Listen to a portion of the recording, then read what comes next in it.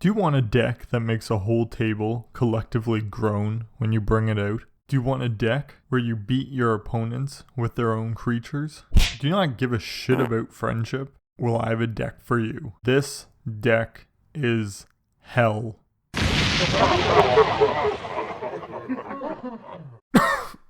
Fuck. Shouldn't laugh like that.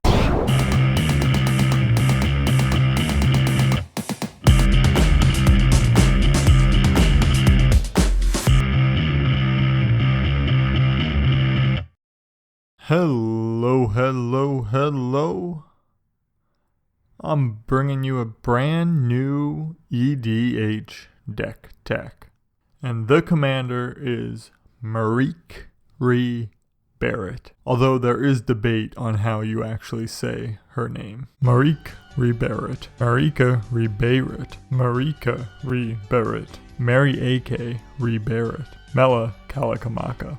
She is the queen of control, and I first made this deck because I had no blue decks and I was sick of playing against control players, so I made the most controlling deck I could. But before we get into that, there are some notes about my EDH decks that we have to go over. They're normally somewhat budget. This one falls in between $100 to $150. I never buy a card over $5 because I'm poor. So if you see a card over $5, it was probably given to me, I packed it, or I bought it when it was cheaper. And the commander has no price, but that doesn't matter in this case because our commander is like $1.50 at most. So what does Merieke do? Well, she doesn't untap during your untap phase, and for a white, a blue, and a black, you get a 1/1. Not that impressive. But you can tap her to gain control of a target creature. And as long as you control her, you keep control of the creature. However, if she leaves play or is untapped, the creature gets destroyed. A neat thing about that is if the creature is indestructible, you keep it even if you untap her. If she leaves play, it does go back to your opponent, but untapping doesn't kill an indestructible creature. But in order to abuse this control, we have to have ways to untap her, which the deck is full of. We have tons here. I chose for more permanent ones like creatures or artifacts or enchantments that can be used to continually untap Merieke. But I'm sure you're thinking, what's so great about that? Okay, you get to steal one creature unless it's indestructible. So what? It's slow removal. Well, a trick happens when you use our friend, or enemy in most cases, the stack. Here we have Merieke and we have Freed from the Real on it, which you can just pay a blue and untap the enchanted creature. We're playing against our opponent who's running a bear deck, and we really want those bears because why the fuck not? Bears are great. So let's tap Merieke, targeting one of the bears, and that ability goes on the stack. So we'll hold priority after we target the bear, and we'll pay a blue and untap Merieke with Freed from the Real. We'll let that resolve. Merieke untaps. Before we let the first Merieke trigger resolve, we'll tap her and target a second bear. We'll repeat the process by paying the blue mana. She untaps, hold the priority, target the Alpine Grizzly. All three abilities are on the stack. If we have extra mana, we can untap her again, and then we let the abilities resolve. And we gain control of all three creatures and an untapped Merieke for us to tap and take a fourth creature if necessary. Granted, with this, the next time she does untap, all three bears will be destroyed. Well, I'm sure you're still saying, well, whatever, she's a 1/1, you can't rely on your commander, a deck shouldn't be based solely around it. And I agree with that. So we have some other stuff to help us gain control of our opponent's stuff. Here's a picture of Silumgar, a fat dragon on a throne. I chose this picture because that's going to be you at the command table, just happy and fat. You might not believe me yet, but you'll see. And we have more stuff to take control of their stuff. Either directly or indirectly, we have Silumgar and Hostage Taker, and then the Adakar Valkyrie, which is you untap it, target a creature, and when that creature dies this turn, it comes back on your side of the battlefield. We also have Evil Twin, which is like pseudo-control, we get a copy of their creature. And then we have Control Magic and Fool's Demise, which is just a recurring control magic. So we have ways to get control of their stuff. What do we do when we have it? Well, we beat them in the face. But if we want to keep it permanently, we can use stuff like Conjurer's Closet and Deadeye Navigator, where If we blink that creature, it comes back under our control and is seen as a different creature, so when we untap Merieke, it doesn't get destroyed, we keep it. And then worst comes to worst, we can sack it to Eily, get some life off of it.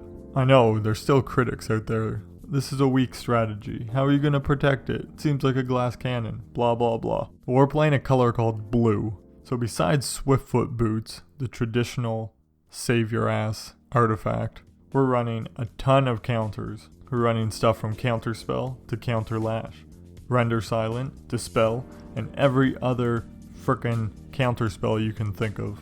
They make up 10% of our deck, for God's sake. Did I mention we were playing Baral too? And I know what you're saying now. Okay, well you can't counter everything. What if their board is too big? You can't control all of it. Well, guess what, I can. Along with blue, we're playing white and black, which are the staples of removal. We got it on our creatures in forms of Norit, Archfiend Depravity, Royal Assassin. We got in the form of instants like Utter End, Mortify, and Go for the Throat. We have it in all forms. We have it on the Agendicator, Classic Swords to Plowshare, and Revoke Existence. We even have board wipes as Fell the Mighty and Fumigate. Fell the Mighty is really great on Merieke. We target her, she survives, and it kills everything that's bigger than a 1/1. We even have blue picking up their slack in removal with stuff like Cyclonic Rift and Aether Spouts. So I mean, they can build up a board all they want. It's not a lot of fun for our opponents. But this isn't supposed to be fun. This is supposed to be blue. Speaking of no fun, we also have these guys, which I call the triumvirate of assholes. No matter what type of card an opponent plays, we get a benefit. The Fairy Artisans, they play a creature, we get a copy of that creature. Like those enter the battlefield effects. Kambal, they play a non-creature spell, they lose 2 life, we gain 2. And the Sire, they play a land, they exile top 2 cards of their library, we get to draw 2 cards. If that isn't enough, there's more. Hushwing Gryff completely shuts down decks like Haroon that center all the way around enter the battlefield effects. I know you're probably asking, doesn't it stop our enter the battlefield effects? And the answer is yes, but we don't care because we're the control deck. And then Authority of the Councils, they can play their creatures, they'll enter tapped, we gain life, opens up a floor for us to beat them with their own stuff. We even have tutors. We got Heliod's Pilgrim to look up for some of the auras we want, Diabolic Tutor to look up for anything else, and the Wall to bring back our counter spells, or our board wipes, or removal. So by this point, you're probably accepting this deck. You can see why it could be annoying. At least I hope so. And I hope you're asking, well, there's no way you can fit any more degenerateness into this deck. But you'd be fucking wrong. Let's start off with the wise old owl of fuck you. Baleful Strix, 1/1. For a blue and a black, flying, death touch, draw a card. Motherfucker. The next is the Sphinx. You play it, someone's life becomes 10. There's nothing worse than controlling the whole game, not doing any damage, just to do 30 damage with the drop of a creature. 5/5 flyer at that too. Moving on. The Bracers, you know what better than doing an ability? Doing it twice. Every time we tap Merieke, we target 2 things. And Pithing Needle. If you needed a control artifact, this is it.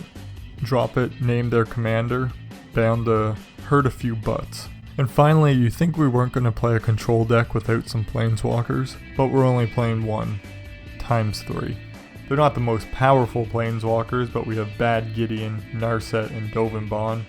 Their +1 abilities are decent, and their middle abilities are okay, but if we can get any of their ultimates off, it's just game over for our opponents.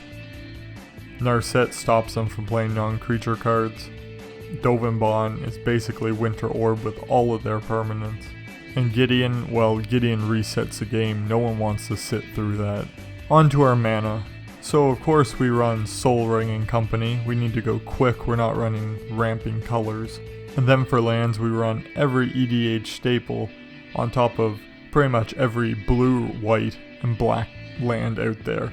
Well, the cheap ones, we're not buying shocks or fetches. The only one of real notable naming is Shambling Vent. just because it's a land that we can turn into a creature and gain some life off of.